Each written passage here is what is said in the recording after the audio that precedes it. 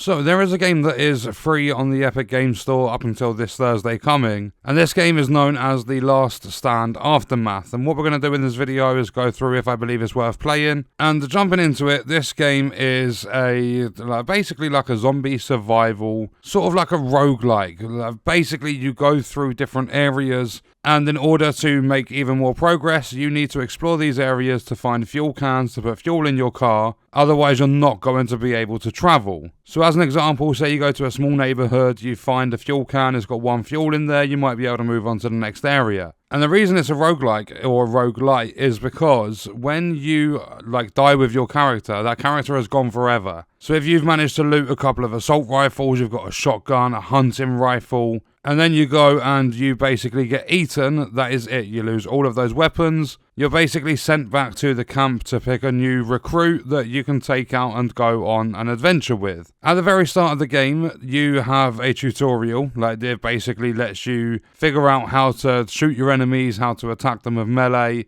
You get to learn how to loot different objects and things. And it kind of gives you a little bit of a hint as to noises going to attract these enemies. So you need to try and do things as quiet as you can. And after the tutorial, there's a set piece for that survivor to be eaten, and that takes you to the camp to pick your first recruit. And one of the things I'm not a big fan of, I think it's a bug in the game they just haven't fixed, is on my controller, when I set it to toggle for sprint, it still holds to sprint. You have an option, there is a toggle in the menu to set your sprint to toggle or hold, and having it on both settings, it's still set to hold either way. So that's the only problem I came across in this game. So basically, you start off your adventure, you go exploring, you'll have different buildings, there are different enemy types, and you've got this little map. There's 10 locations or something like that on this map. You do not have to go and visit every single one of them. There's typically a fork in the road. It goes one of two ways. So you have choice in where you go. One might be a fuel station, one might be a neighbourhood, one might be a large neighbourhood, one might be a small. There are different areas and stuff you can go to, even medical centres. And it's not just the enemies you are against in this game. There is also a mutation meter. So this goes across your health bar, and basically if there are enemies that have this infection, you'll see this purple glowy stuff coming out of them.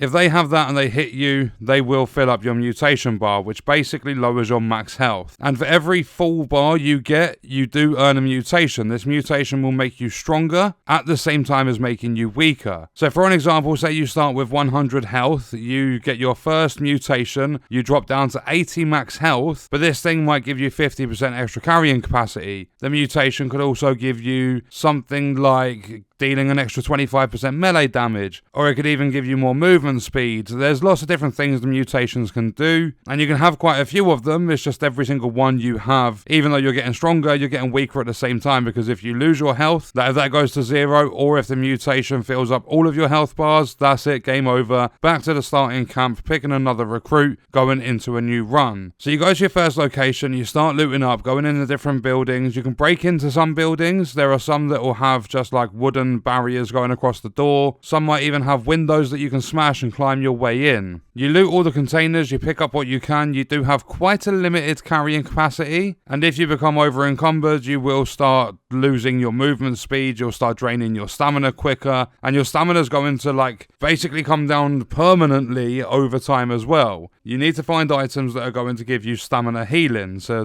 basically it builds up your permanent stamina again. So again, an example, you have 100 stamina at the start of your run. As you make progress, say you've just cleared the first area, you might be going into area 2 with only 84 stamina as a max amount. And in some of these areas you might find a supply drop where you get to pick to either take the supplies out of the box or take some points back to camp. In some of the cabinets and stuff you can search, you might find some knowledge points. And then as well as the fuel cans, you can also find supply bags, which you pick up, take to the boot of the car, put them in, and that gives you supply points. On top of that though, you can get different quests, like finding out what's making a noise and going and dealing with that. And then these knowledge points and the supply points are used back at your base The supply points can give you things like bandages to take into a run, like they'll get added to the armory. Or you can even get things like I had one where there was a G17 pistol that was added to the loot pool for when I'm out scavenging. And that gun is an absolute beast. I managed to find it in the first run after unlocking it. And instead of like your starting revolver type gun that you have, this G17, when you do eventually come across it, if you come across it in that run, it's got quite a high ammo capacity in the mag and it's semi-auto, so there's no waiting for your next shot. You can essentially just spam it and it's quite strong as well. It's like a 2-hit kill. Against the standard enemies anyway, because you do get big fatties that come and explode in front of you trying to mutate you. They can take up to 3 mutation bars out of your like max health in one hit. So you need to be very careful and dodge out of the way of those. You do get a combat roll in this game.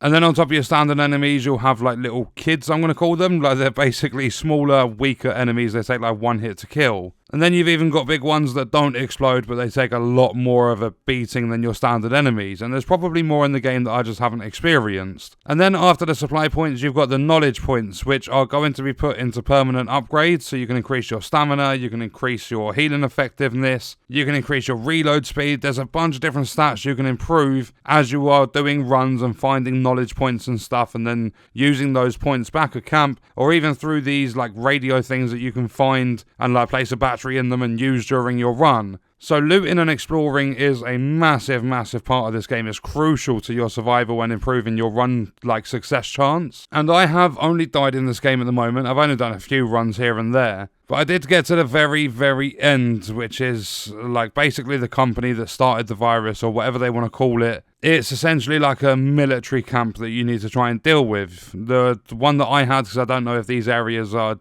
like procedurally generated or anything, like in terms of the last area you go to. The one I had to go and start up 2 generators and try and basically open the gate and break through the wall, because the council have said you're not allowed to go through the wall, and that's what you aim to do. So I don't actually know what happens if you do manage to break through that wall, because this game can actually be quite tough. As I said, I've not done too many runs, so over time I'd get more knowledge points, improve my stats, do better, and eventually get through that wall. But up until this point, I haven't made it past the wall. However, I've done a lot of exploring through different areas, different neighborhoods, gas stations, and things like that. And I absolutely love this game. I planned to play, like one session I did play, I planned to sit there for about 45 minutes to an hour and play. Yeah, I ended up spending almost double that. I played for about an hour and 45 minutes in one of the sessions I've spent with this game. So it's a very good game to like help you lose track of time if that's something you want to do as well. Me personally, and my enjoyment for this game is one of those games where you think to yourself, oh, I'll have one more run. That run lasts like